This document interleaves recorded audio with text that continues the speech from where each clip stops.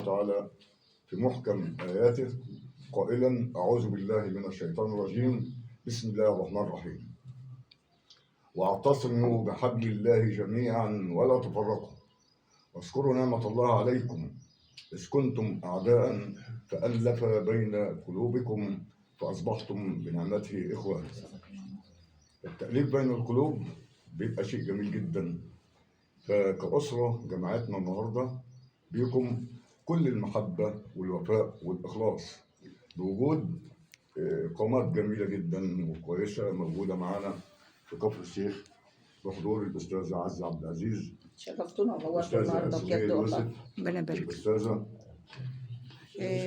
سوزي، الأستاذة سوزان شوقي، الأستاذة الجبالي. طبعا لعدم إن أنا بنسى أسامي كل المجموعة اللي حضرت، بالأستاذة ستيرة، بالأستاذ ماهر أبو ليزة. فأهلا بكم جميعا. منورين والله، الله منورين كلكم. جريدة صوت الجماهير يمتد تاريخها من سنة 1995، منشأة قانونية مسجلة وتابعة للوزارة ومؤمن عليها لبعض ناس شغالة معايا.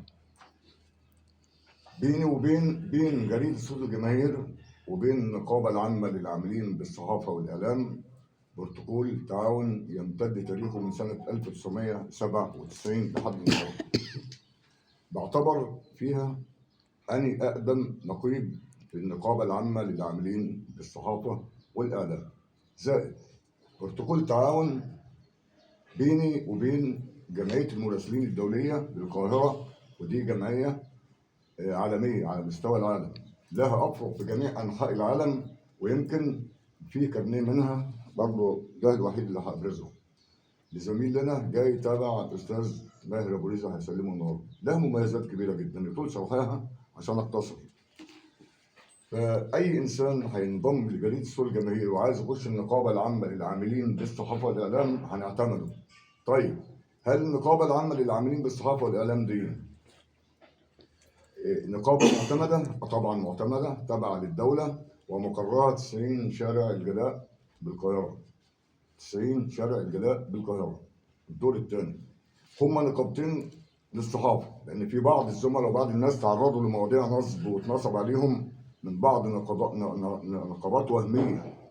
هما نقابتين اتنين، نقابة الصحفيين معروفة والنقابة العامة للعاملين بالصحافة والإعلام. مفيش نقابات للصحافة تاني بعد كده. جمعية المراسلين لها مميزات كويسة جدا، فاللي هيشترك معانا فيها هنضمه معانا. وإن كان تبع كفر الشيخ هيبقى تبع الأستاذة عزة هنا في المكتب تبع كفر الشيخ. ده بالنسبة للنقابة وبالنسبة لجمعية المراسلين. ناخد الجزء الثاني من اللقاء اللي هو هنبقى بناء عليه هيتم الاتفاق وهنتفق عليها كده إن شاء الله. الجريدة الورقية كانت بتصدر شهريا دون توقف، ما كانتش بتقف خالص. ليه بقى؟ كان ما نرجع بالتاريخ لورا شويه هنلاقي الدنيا كانت رخيصه شويه، الدنيا غلت، فالورق بالتالي غلى علينا، الطبع، الزنكات، كل ده غلى علينا. فالنهارده طب النهارده مفيش حد بيمول الجريده. طب الجريده دي مين اللي يمولها عشان تصدر الجريده الورقيه ما تتوقفش عن الاصدار؟ 3 حاجات: يا اعلانات تيجي تنزل على السوشيال ميديا في الاول وتنزل في الجريده الورقيه اعلانات، يا اما كان روبرتاج بينعمل مع مسؤول، والمسؤول ده بيكون شخصيه كبيره جدا او شخصيه عايز يعني يتلمع من الاخر. الروبرتاج ده حسب نص قانون الصحافه بندفع عليه مرتب. انا بدي او المكتب بيدي نسبه 30% للي بيعمل الروبرتاج او بيجيب الاعلان الصحفي بالنسبه للروبرتاج وبالنسبه للاعلان. انضمام النقابه او الجمعيه مش هنتاخر عن اي حد. طيب، العدد الاولاني الورقي، انا بتكلم على العدد الورقي يا اساتذه، بيكلفني طباعه. العدد الاول 1000 بيكلفني 9000 جنيه.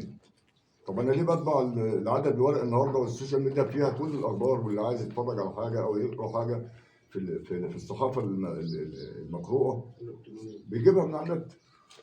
النهارده الجريده الورقيه بمثابه مستند بيبقى على مكتب المسؤول محطوط بهديبي، برضه بيبقى عليه صورة المحافظ، صورة مش عارف مين من الشخصيات الجميلة جدا بهديب النسخة دي. فلو جت الإعلانات اتدعمت، كل مكتب للجريدة ليه صفحة كاملة عندي في الجريدة بتتوزع حسب الأحداث الإخبارية من أخبار من حوادث، من مقالات، من روبورتاج، ومن رياضه، من كل الاستاذ عزه طبعا كان بيجي لها الاعداد لحد هنا، الاستاذ سليمان عارفه، الاستاذ ماهر عارف. بنوزع له الاعمال الصحفيه كلها على مستوى الجريده على جميع الابواب. طيب لو جت اعلانات النسب معروفه، طب ما جاتش اعلانات خالص، هل هيبقى في توقف؟ لا مش هيبقى في توقف. انا النهارده لو قلت مكتب كفر الشيخ فيه 15 20 واحد بيكتبوا، هننشر له، ما دام عايز هتقول لي انشر دي وانشر ده، هيتنشر على طول في الجريده الورقيه. مقابل انا مش هقول 50 نسخه كل واحد ياخدهم ومش عارف ايه، مقابل 300 نسخه بثمنهم بس 30 مثلا يعني. مش هنقول 50 60 او يدفع فلوس او لا، ده هو هيدفع المقابل النسخ اللي هياخدها العدد ثمنه 9 جنيه تكلفته، يوزعهم على الناس اللي هي ايه. يبقى انا بكده في 30 كتبوا من هنا، 40 كتبوا من محافظه ثانيه، انا كده جمعت حق الطبعه في اول 2000 كمان او 3 باذن الله. فانتوا رايكم ايه يا جماعه في الكلام اللي قلته ده؟ هي 9 جنيه بحد ذاتها مش فلوس، كوني اخد عدد واديه لقرايبه ومعارفه ويبقى ان شغلي وصل لعدد كبير في وقت واحد، وسبت صدى عند الناس كلها انني كاتب صحفي بكتب في عدد ورقي، ده في حد ذاته الواحد بيدفع عليه، لان الصفحة الكاملة لها تمن، النص صفحة بتمن، الربع صفحة بتمن. انا باخد حق المقال او الحاجة اللي انا هنشرها 10 مثلا جرايد، أعداد 20 فقط. اعداد. الاعداد دي بوزعها على اهله، بثبت للي حواليا ان انا فعلا انسان بكتب صحفي حقيقي، بينزل لعدد ورقي، العدد دي دوري، بينزل مثلا كل يوم كل اسبوع كل شهر زي ما الجريدة بتحدد. ببقى اهلي وبلدي فخورين انني فعلا في واحد صحفي في المكان ده. عايز واحد ينشر مثلا خبر وفاء، بيخبط على الصحفي ده ويقول له انشر لي في الجريده خبر جواز، خبر وفاة، خبر ابني نجح.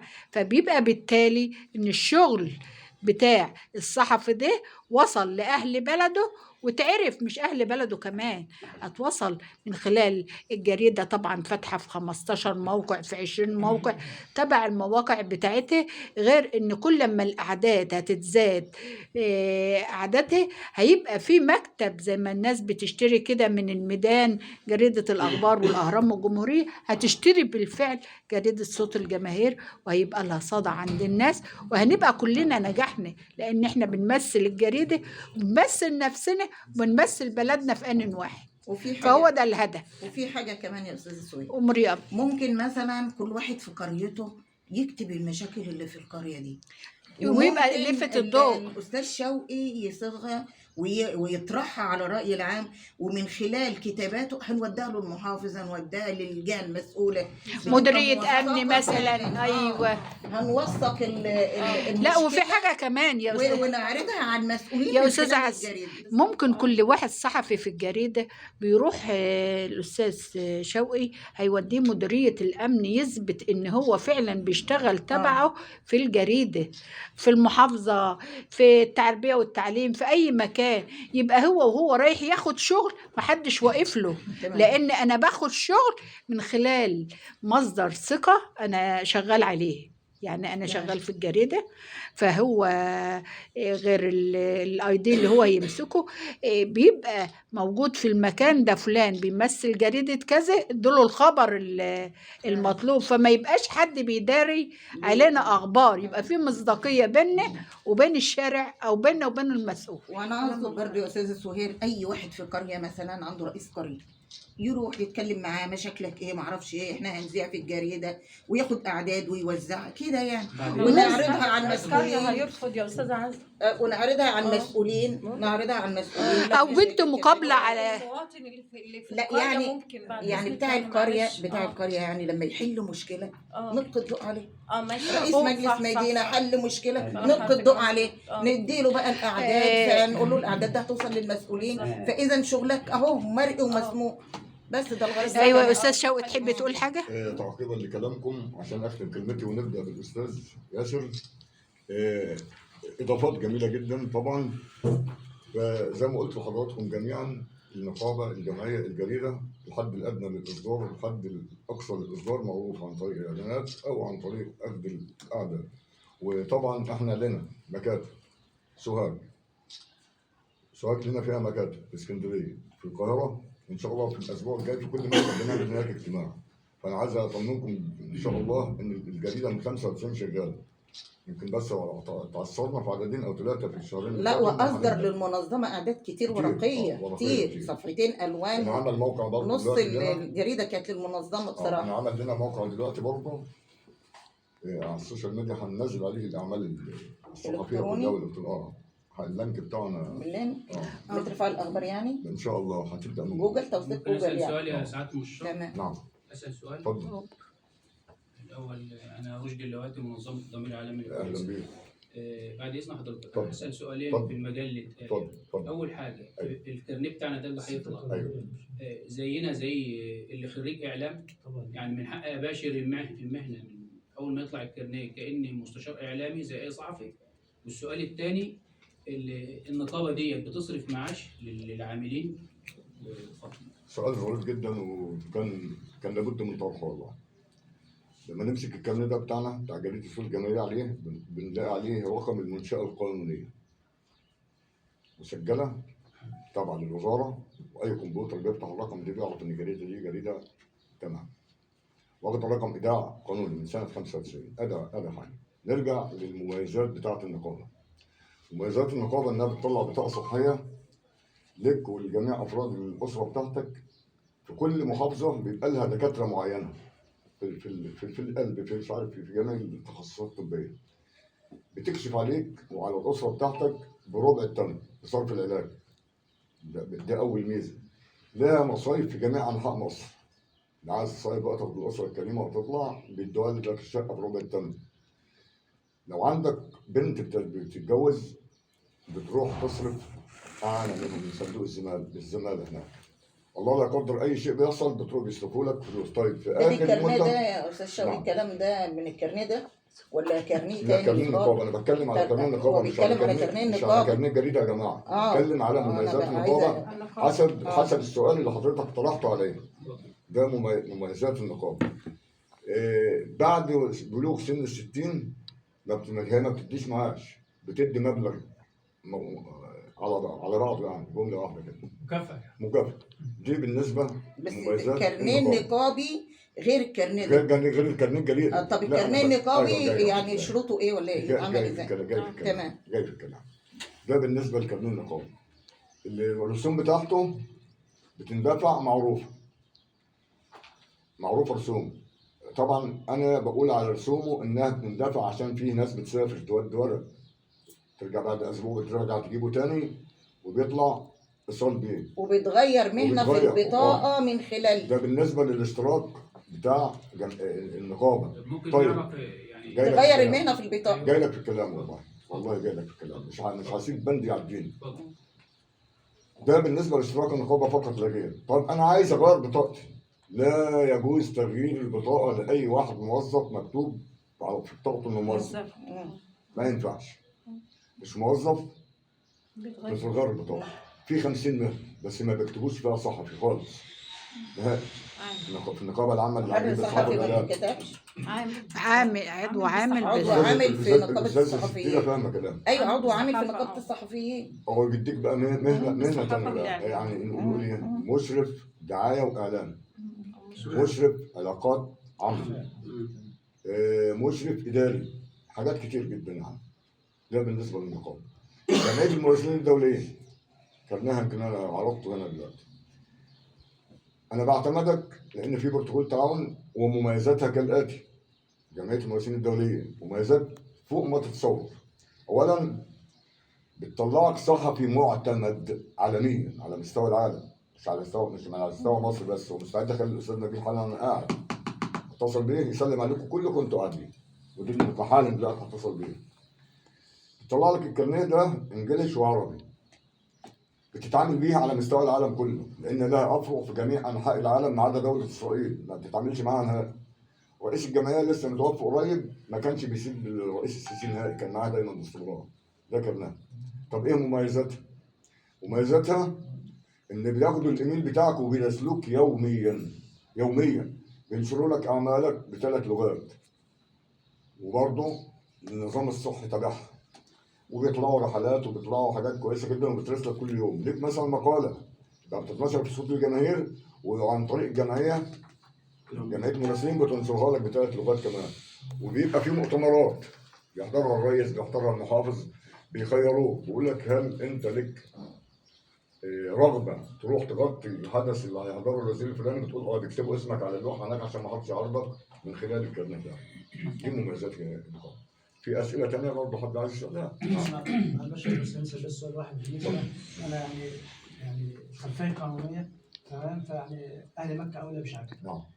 فهنا يعني يترك الامر لاهله. بالنسبه انا كهدف ان انا اكتب صحفي، فدي مشكله كبيره. ليه؟ لان انا اصلا ذات نفس الصفه التعليميه ما اكتسبتهاش، فبالتالي هو ممكن يا باشا يتكتب بس يعني يقول ايه، ثغره في القانون، تحايل على القانون، يقول مثلا مراسل. لكن كلمه صحفي لا بجد دي ما تنفعش تتكتب. لا في يا باشا عضو نقابي لازم يكون باشا صحفي، غير متخصص. عشان يطلع كلام نقابي لازم يكون صحفي، لازم يكون اعلامي وصحفي. ما احنا قلنا عضو عامل. فحتى هو لو كتب هنا صفته اصلا يعني عضو عامل يا اذا حد استاذ اشترك في مساعده، اذا حد اشترك في منظمه، احنا بنوضح الصوره للجميع عشان اذا حد اشترك في المنظمه هنا فمش هيكون صحفي، لان كلمه صحفي مسؤوليه قانونيه عليه. تمام؟ نوصل وعضو عامل في نقابه الصحفيين دي مسؤوليه. بتكلم عن الصحافه. يكتب مراسل، يكتب كذا مراسل، ده 100,000 واحد يكتب مراسل، كان في جانب النص مفيش ده. مشكله عادي فيها. لكن كلمه صحفي ما حدش يكتبها في الكارنيه بتاعه. كان ايه؟ ايه؟ كان منظمه ولا كان جريده؟ الجريده يا باشا ما خدش صفه الصحفيه اصلا. لا بياخد صفه الصحفي عنه، لان هقول بناء على ان الجريده ده تابعه للدوله وتابعه للمؤسسه، وجريده تابعه جريده داخل بها حزب، فده من حقها اي الدوله انت ما بتكتبش فيها. الجريده المدرجه، ولكن الشخص اكتسب الصفه بتاعته بناء على ايه؟ لانه دكتور هو الصحفي هو قدم لك اوراقيه مع الباشا عشان هقول لك مش هنختلف والله، مش هنختلف. معظم الصحفيين انا اعرف ان معظم كتاب مصر الكبار مش معاهم صحافه زي علي امين ومصطفى امين ما هماش خريجين صحافه، ولكن كانوا اهرامات في الصحافه ومكتوبين عارفين انهم صحفيين. فالصحافه ما هي الا اسم او كلغه او كمصطلح لصحيفه. يعني ايه صحيفه؟ يعني صحيفه ورق، يعني جريده ورقه. انا راجل صحفي، يعني راجل بكتب ورقه، ما اناش وزير ولا لا عادي. طب ليه الجمعيه بتعتمد اللي انا بعتمده بناء عن جوابي صحفي؟ دي جمعيه عالميه، انا ما هو مراسل صحفي ما فيهاش اي مشكله خالص. بيتكلم على اساس الصيغه القانونيه. الصيغه القانونيه هو عايز يفهم هقول لك الصيغه القانونيه. هو بيتكلم مظبوط في نقطتين اثنين. النقابه العامه للعاملين بالصحافه والاعلام، النقابه العامه للصحافه مش للعاملين، تعتمدك صحفي حتى لو انت مش خريج صحافه. انا اصلا مش بتكلم كلام كده، انا بتكلم ايوه تعتمد. انا بتكلم والتليفون في جيبي بتاع الرؤساء بتصل من بره، انت ايه دي كلام يعني مش هتكلم من بره. ولذلك في اول اللقاء بقول لكم انا بتكلم بتعتمد يا استاذ كل كلمه بقولها انا بعرف بقول ايه. الطبعه الاولى وكانت تعتمد رسم. فطبعا دول معانا الناس دول زي ما قلت على الجمعيه والنقابه دي كلام سليم بالنسبه للصحفي، لان نقابه الصحفيين انا كان معايا واحد مش خريج اعلام وله اكتر من 25 عمل في معظم الصحف.